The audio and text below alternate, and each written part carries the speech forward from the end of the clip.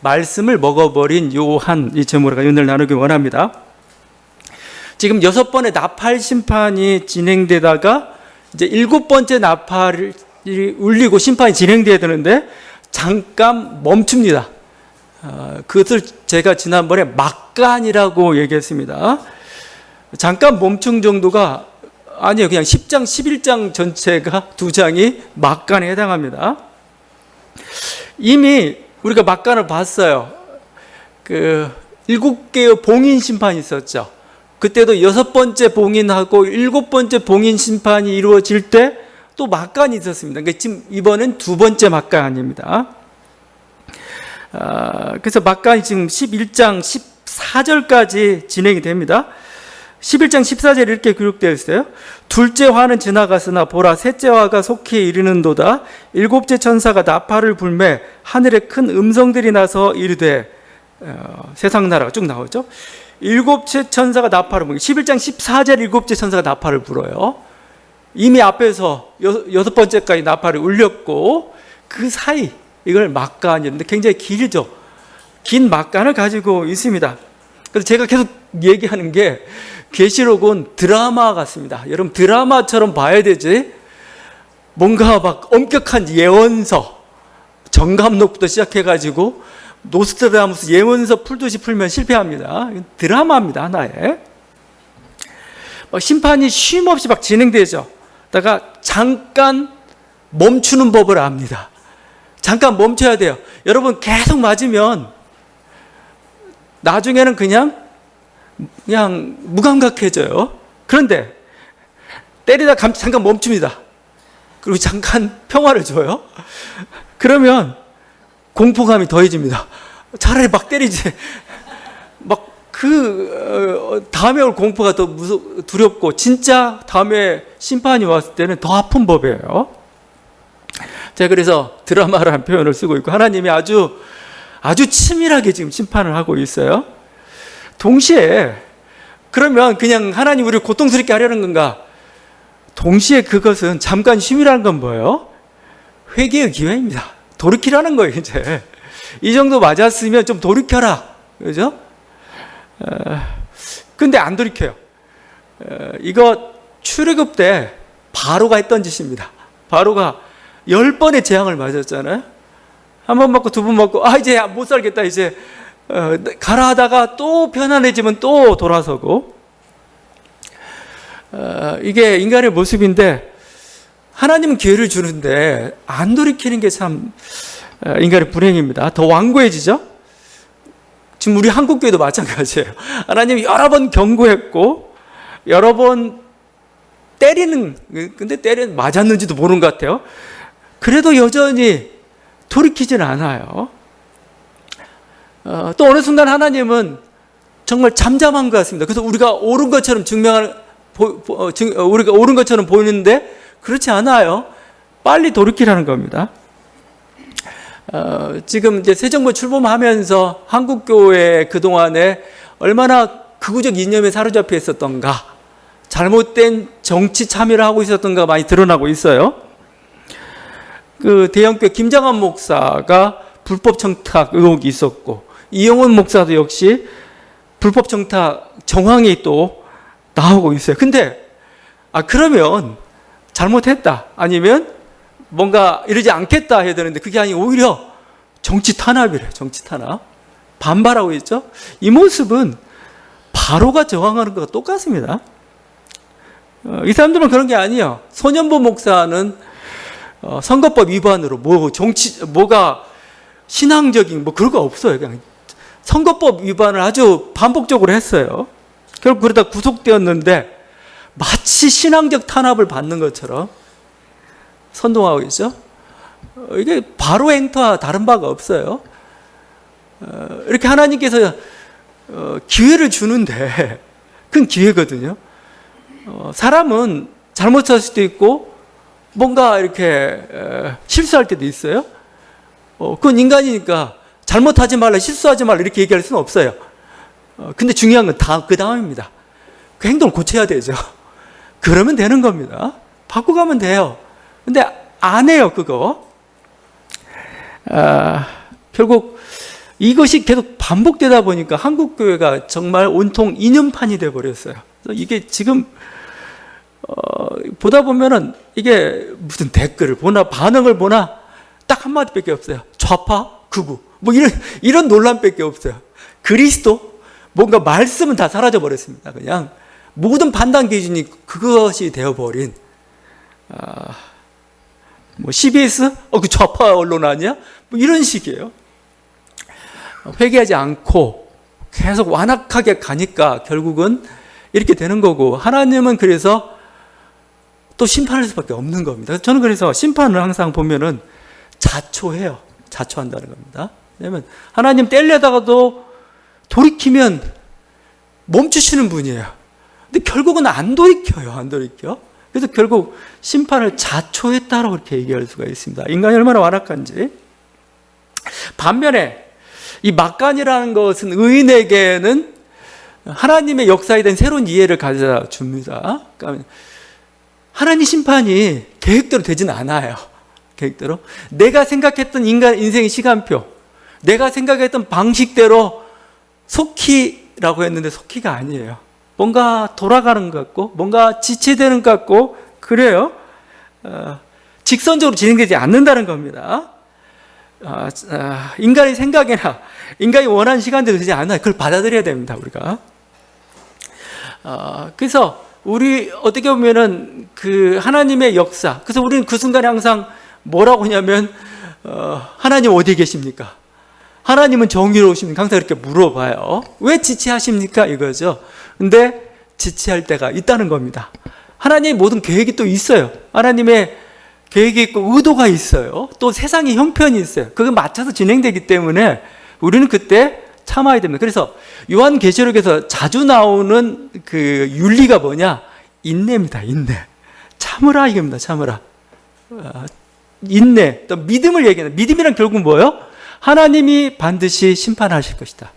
하나님이 여러분이 한 선행, 여러분이 했던 모든 기도들 하는 게 반드시 응답해 주실 것. 이걸 믿는 것, 이게 바로 믿음인 겁니다. 복잡하게 믿는 게 아니고 그 믿음이 바라는 대로 이루어질 때까지 참는 것, 그것을 인내라고 합니다. 인내와 믿음이 있어야 어려운 때 또 하나님의 어떤 계획이 성취되는 우리가 볼 수가 있는 겁니다. 자, 이제 7번째 심판을 앞두고 보면은 7번째 심판은 그동안의 심판과 약간 좀 무대가 바뀐 걸 알 수가 있어요. 심판의 무대가 바뀌었어요. 그동안의 심판이 하늘에서, 마치 요한이 하늘에서 이렇게 보는 듯한 느낌으로 심판의 모습을 봤어요. 근데 이번에는 요한이 땅에 있습니다. 땅에 있고 이제는 뭐요? 하늘의 천사가 내려옵니다.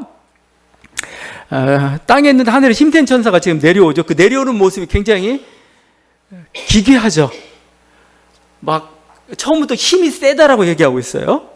근데 서술한 내용을 이렇게 보면은, 그럼 우리는 내용을 봐서는 그리스도인가? 예수님인가? 근데 내용을 끝까지 딱 보다 보면 예수님은 아니에요. 예수님은 아니고, 저는 이게 확신할 수 없지만 아마 이 천사는 가브리엘이 아닐까. 가브리엘. 미가엘은 군대 장관격에 해당하죠. 가브리엘은 좋은 소식을 전하는 천사예요. 근데 가브리엘이라는 이름이 재밌습니다. 엘은 하나님이죠. 가브리가 힘세다는 뜻이에요. 힘세다. 깃볼에서 힘세다는 뜻을 가지고 있어요. 그러니까 힘센 천사는 가브리엘이에요. 그래서 가브리엘 아닐까. 근데 얘기하지 않으니까 정확하지는 않죠. 그렇지만 중요하지도 않습니다. 별로. 하여튼 아주 힘센 기괴한 모습으로 나타나고 있어요. 하늘에서 내려오는데 구름을 입고, 구름에 쌓여서 내려오는 것 같아요. 그 다음에 머리 위에는 무지개가 있습니다. 얼굴은 해같이 빛나고 있고 다리는 불기둥같이, 이 구름 불기둥 하게 되면 갑자기 언뜻 출애굽의 구름기둥 불기둥처럼 이렇게 연상이 돼요. 그리고 막 사자와 같은 소리를 내는데 7 우르의 소리가 난다고 표현하고 있고, 바다와 땅을 동시에 밟고 있습니다. 바다와 땅을 동시에 밟고 있는 이 굉장히 거대한 거인이죠. 이건 뭐냐면 바다와 땅으로 대표되는 세상을 주관한다, 그런 것을 보여주고 있는 겁니다. 이게 천사인지 하나님인지 모를 때가 있는데 이거와 마찬가지죠. 왕의 직사는 왕의 권위와 영광을 가지고 오는 겁니다. 왕의 칙사라고 너 내 부하야 안 들어. 그게 안 되죠. 왕의 왕. 하나님의 사자는 하나님과 같습니다. 그래서 이렇게 마치 하나님의 모습처럼 아주 위대하게 보여주죠. 그러니까 구름기둥 불기둥 할 때 직접 하나님이 구름기둥 불기둥을 일으켰느냐 이렇게 볼 수도 있겠지만 천사가 그랬을 수도 있어요. 근데 천사가 그러나 하나님이 그러나 마찬가지죠. 여러분이 그 구약 성경을 읽다 보면은 여호와의 사자라고 얘기하다 갑자기 중간에 하나님으로 이름이 바뀌어요. 갑자기 하나님 얘기하다 싶은 거 보면 어느 순간 여호와의 사자로 바뀌고 있습니다. 여호와의 사자가 여호와고 하나님의 사자가 하나님인 겁니다. 그 모습인 겁니다. 아주 위압적이고 위력적이고 주권자의 모습을 보여주고 있어요. 자, 이 천사가 내려와가지고 두 가지 일이 벌어집니다.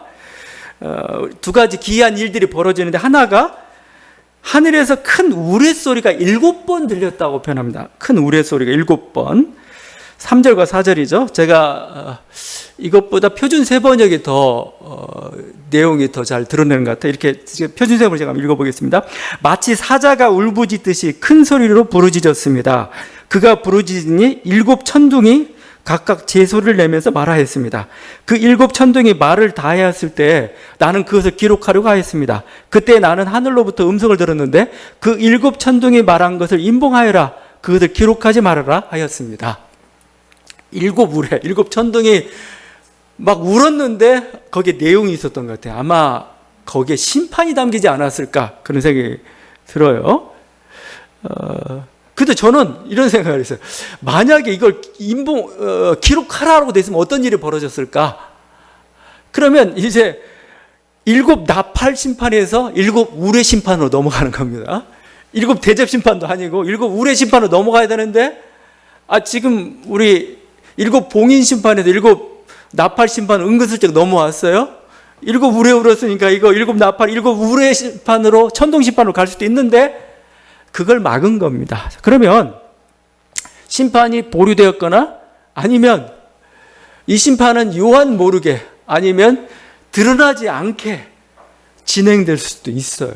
그러니까 어떤 비밀의 심판, 비밀의 계시처럼 보여주고 있는 게 이 천둥의 우레소리, 그러니까 하늘의 우레소리, 하늘의 7 천둥 소리라고 얘기할 수가 있습니다. 저는 이게 중요하다고 봅니다. 이게 이 빈 공간 같은 거, 우리들이 다 계시되지 않은 그 부분이 있어요. 하나님이 다 계시주지 않아요. 우리들에게 하나님이 우리에게 다 계시주지 않습니다. 우리는 다 하나님을 알 수가 없어요. 이걸 인정해야 되는 겁니다. 지금 요한에게 모든 걸 다 계시주지 않아요. 요한도 모르고 요한도 감춰야 될 게 있습니다. 그걸 인정해야 됩니다. 그게 굉장히 중요한 거죠. 하나님은 법칙이 아니에요. 하나님 법칙이 아니라는 건 뭐예요? 하나님은 인격적인 존재, 인격적이라는 건 뭐예요? 대화가 가능한 존재입니다. 대화가. 하나님은 계획을 세웠을지라도 대화하다 보면 상황이 바뀌면 뭐예요? 계획을 바꿔요. 우리는 그걸 다른 식의 어떤 은밀한 계획이 있겠죠. 그렇지만 하나님은 바꿀 수 있는 그런 분입니다. 그냥 기록한 대로 되는 분이 아니에요. 그렇게 하시는 분이 법칙이 아니에요. 법칙. 우리가 그래서 살아계신 하나님을 이렇게 항상 이렇게 부르고 있죠. 그리고 인간의 지성으로는 하나님을 다 헤아릴 수가 없습니다. 그래서 우리가 이제 좀 이렇게 종교 개혁사 이런 걸 보다 보면은 종교 개혁을 결정적인 인물은 결국 루터입니다. 우리는 칼빈 장로교 출신이지만 루터의 사상들이 굉장히 깊어요. 루터가 십자가의 하나님을 얘기하면서 하나님을 이렇게 얘기합니다. 계시된 하나님, 감추시는 하나님이라는 표현을 써요. 계시된 하나님은 뭡니까? 성경으로 계시되고 이성으로 알 수 있는 그런 하나님입니다. 그럼 우리가 하나님을 다 알았느냐? 감추시는 하나님 있어요. 숨어 계신 하나님이라고 표현도 합니다. 그 하나님이 있습니다. 그 하나님 우리가 알 수가 없어요. 왜 이 얘기했냐면 루터는 십자가에서 자기 아들을 죽이는 그 잔인한 모습을 자기는 이해가 안 간단 말이에요. 도무지 십자가라는 그 신비 속에서 어떻게 우리 죄가 탕감받는 게 안 되는데 실제 그런 일이 일어났어요. 거기서 나타나는 게 거기서 고백하고 있는 게 하나님은 스스로 숨어 계신 분, 자기를 감추시는 분입니다. 그래서 우리가 다 할 수 없어요. 인간이 다 할 수 없습니다. 그래서 제일 마지막에 고백, 내가 더 많이 하나님을 알고 더 많이 성경 공부하고 더 많이 가르치고 그 다음에 최종적으로 하나님이 이런 분이라고 고백했나 보면 뭐요? 하나님 모르겠습니다. 하나님 당신을 잘 모르겠습니다. 이거죠. 저는 이게 맞다고 봐요.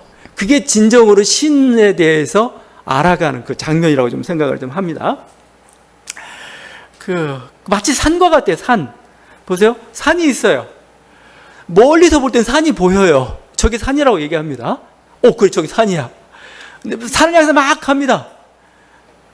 가다 보면 산 속에 들어가고 그 높은 데 올라가다 보면 보여. 산이 안 보여요. 근데 나는 어느 때보다 산 가까이 있어요. 산 속에 있어요. 그게 하나님입니다. 하나님 너무 거대한 산과 같은 분이에요. 처음엔 다 안다고 생각했는데 갈수록 체험하고 만나고 하다 보니까 모르겠군요. 이거 도무지 당신은. 이게 진정한 고백입니다. 그게 그 고백이 나와야 우리는 정말 신앙의 정수에 들어섰다라고 할 수가 있죠. 그래서 제일 위험한 사람들이 누구냐? 교리주의자들입니다. 교리주의자는 뭐예요? 하나님을 안다고 생각하는 사람들입니다. 교리로 딱 재단해요. 하나님은 이런 분이야. 딱 하고 나서 그러다 보니까 교만해져요. 다른 하나님의 뜻에 대해 하나님의 인도하지 전혀 귀를 기울이지 않습니다.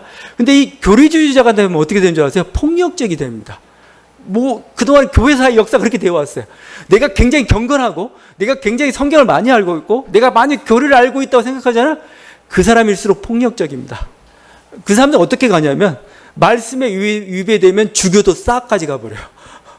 아니죠.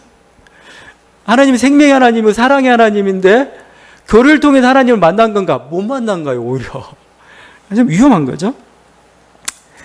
제가 심판하다 보니까 심판에 대한 얘기를 하는데 하나님 막 굉장히 두렵고 엄하고 그러다 보면 우리는 갑자기 사랑의 하나님 어디 갔느냐, 아무리 잘못했다고 이렇게 막 무자비하게 죽여야 되느냐, 참 곤혹스러운 장면이에요. 여기서 여러분이 고백해야 될 게 숨어 계신 하나님입니다.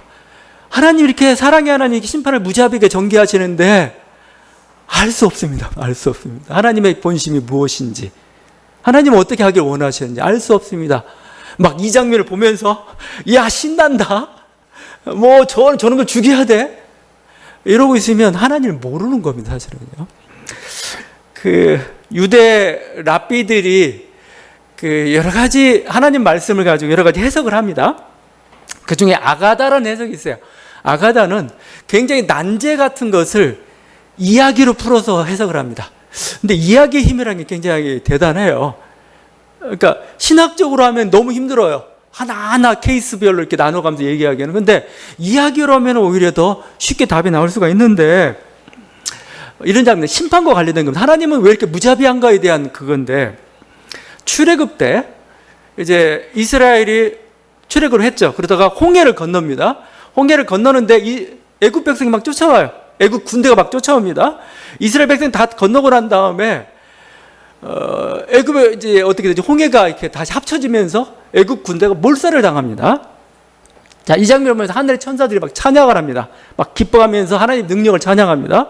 그런데 하나님이 슬픈 빛을 하면서 이렇게 말씀합니다. 내 손으로 지어 만든 것이 바다에 가라앉거늘 너희들은 내 앞에서 노래를 부르느냐? 내가 만든 자식들이, 내가 만든 창조물들이 어떻게 됐든 효자든 불효자든 자기 자식인데, 자식이 죽어가고 있는데 니네는 내 앞에 노래를 부르냐 이거죠. 그러니까 어쩔 수 없이 심판을 해가고 있지만 하나님은 아파하고 계셨다는 거죠. 이걸 이게 진짜인지 아닌지는 우리는 확인할 수가 없죠.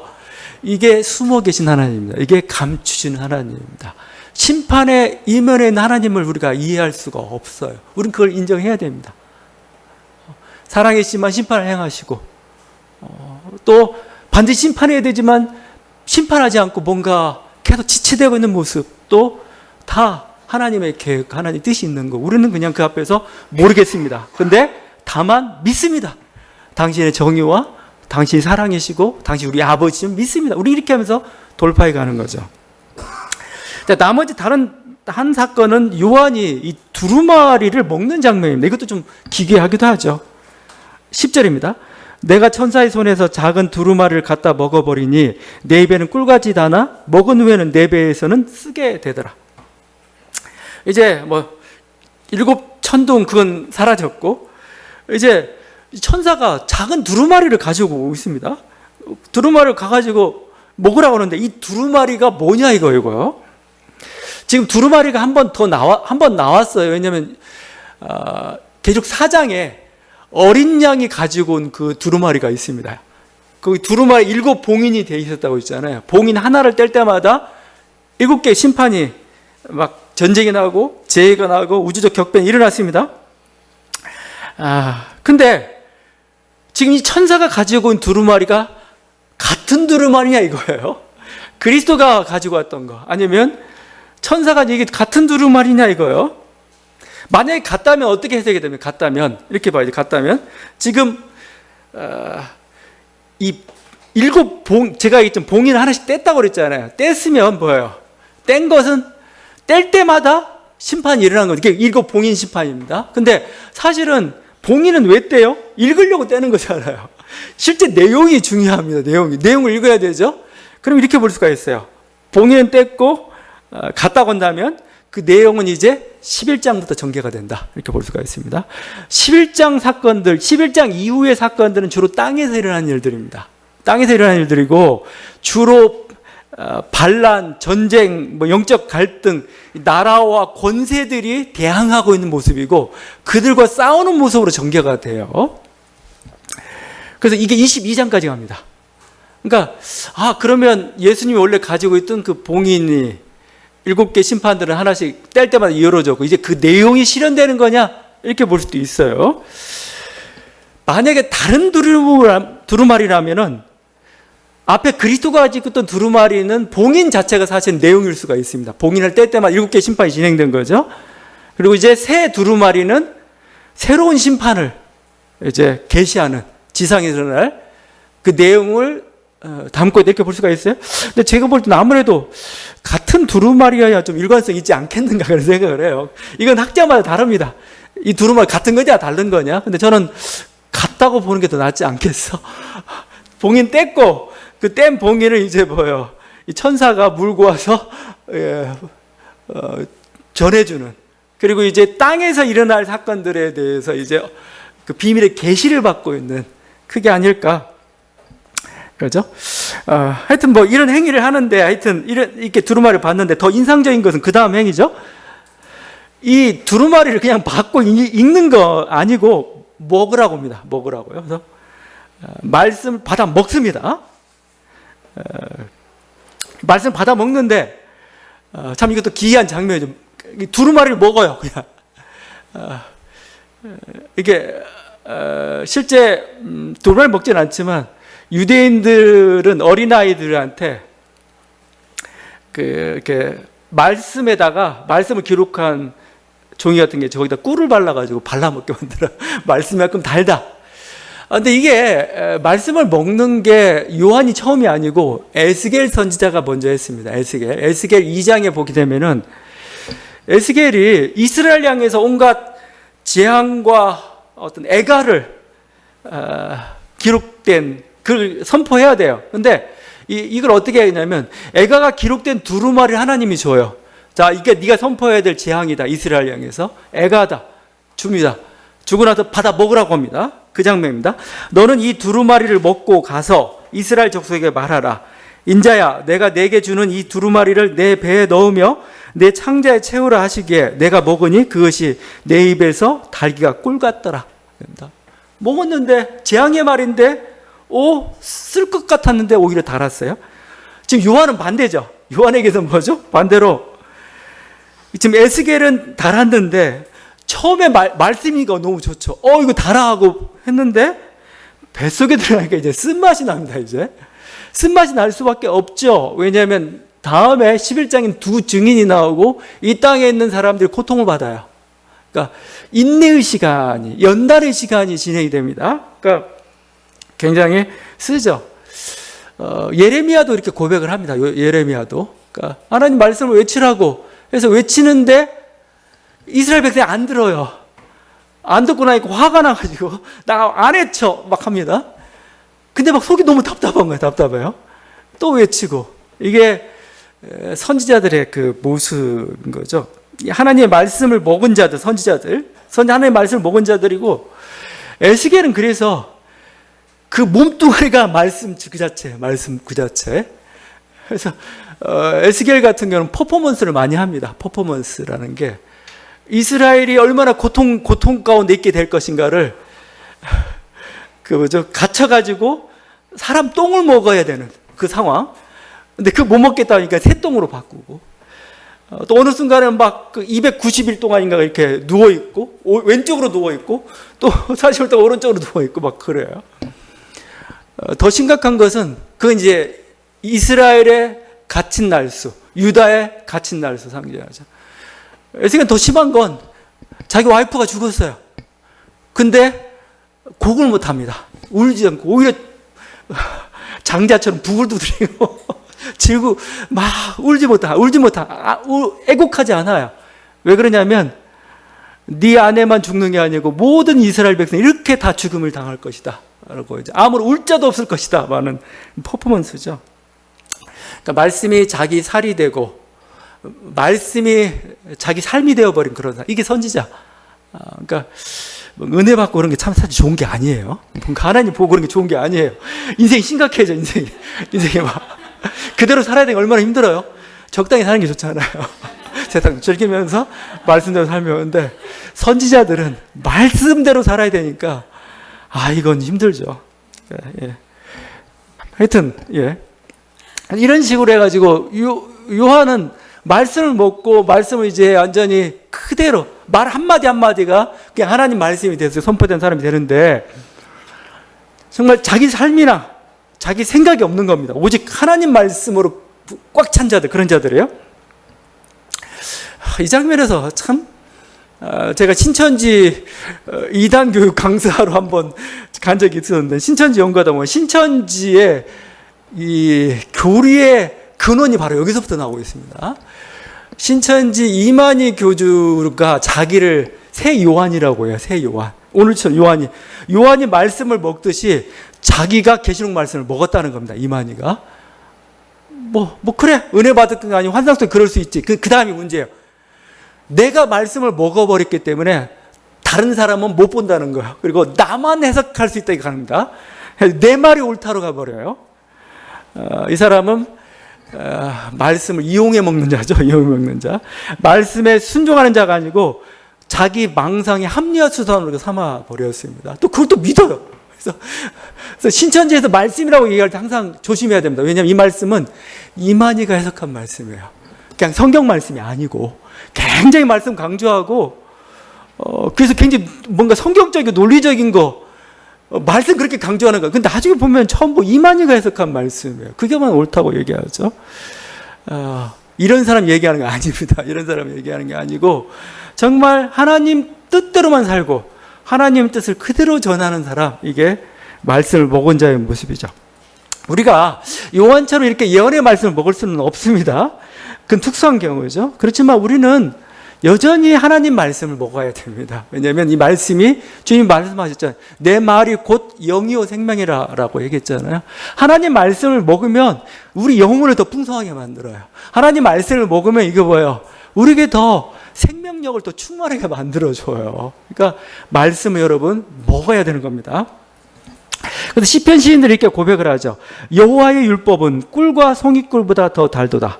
주의 말씀의 맛이 내게 어찌 그리 단지요 내 입에 꿀보다 더 다니이다. 여호와의 율법이 뭐가 달아요? 막 이거 하라 하지 말라 굉장히. 그런데 이 사람은 여호와 율법을 묵상하면 묵상할수록 내가 너무 달다는 거예요. 나에게 생명이 된다 이렇게 고백을 합니다. 저는 마치 이렇게 얘기하고 싶어요. 기차에 레일이 있어요. 기차의 레일은 구속처럼 보이잖아요. 기차의 레일이라는 건 뭔가 두 줄로만 막 고정된 도로만 가야 됩니다. 근데 KTX는 이 레일 위에서만 고속으로 달릴 수가 있어요. 다른 데가 못 달려요, 그거. 그러니까 말씀이 그런 겁니다. 율법이 그런 겁니다. 딱딱한 것 같은데, 우리를 굉장히 구속하는 것 같은데, 우리가 말씀을 먹을 때 힘이 나고, 이걸로 알고 우리 인생을 하면서 또 빠르게 달려가게 하고 생명으로 충만하게 만드는 게 말씀이다 이렇게 얘기하고 있어요. 그 모습을 보여주고 있습니다. 자, 이런 과정을 통해서 결국 요한이 하나님의 말씀을 전하는 그런 존재가 되죠. 하나 더 좀 우리가 이 말씀을 보면서 좀 묵상해야 될 게, 지금 이 천사나 선택받은 의인들이 요한계시록에도 가장 많이, 그러니까 항상 간헐적으로 항상 등장하는 게 찬양입니다. 찬양. 주로 하나님에 대한 찬양, 그리스도에 대한 찬양으로 계속 나와요. 오늘 여기 천사가 나오자마자 이런 찬양을 하죠. 천사가 하늘을 향하여 오른손을 들고 세세토록 살아계시니 곧 하늘과 그 가운데 있는 물건이며 땅과 그 가운데 있는 물건이며 바다와 그 가운데 있는 물건을 창조하신 이를 가리켜 맹세하여 이르되. 그렇죠?